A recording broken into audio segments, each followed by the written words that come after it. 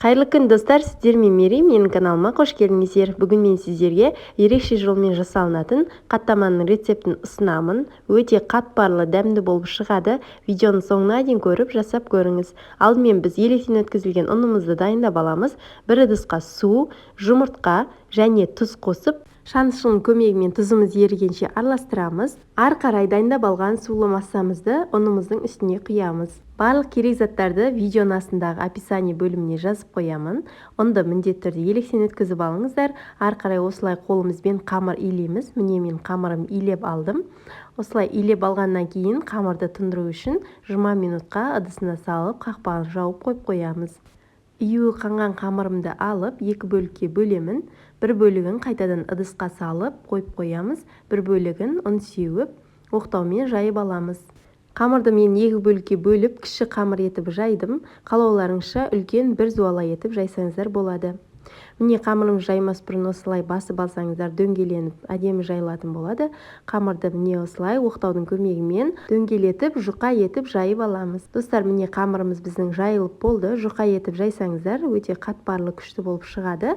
Майды мен микроволновкада ерітіп алдым. Менің майым Закрома майы 82%.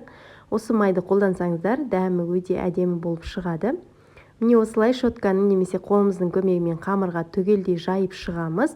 Ары қарай қамырымызды осындай оқтауға орап алып, қамыр кескендей етіп, яғни бешбармаққа қамыр кескендей етіп, ортасынан бөліп, осылай видеоға мұқият қараңыздар.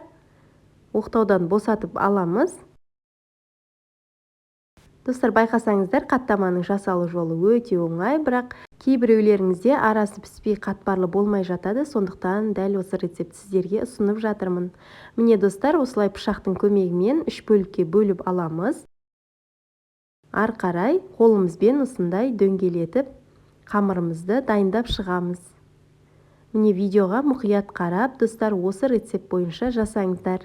Достар, егер осы жерде менің каналыма жазылмаған болсаңыздар, подписаться деген қызыл батырманы басып, тіркеле кетіңіздер. Және лайк басып, пікірде қай қаладан қарап отырсыз, сол туралы да жаза кетіңіз.